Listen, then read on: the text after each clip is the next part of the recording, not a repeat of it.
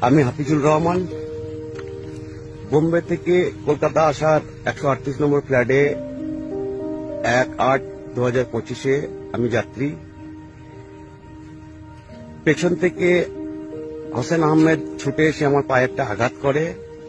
আমি মানসিক ভারসাম্য হারিয়ে একটা থাপ্পড় মারি।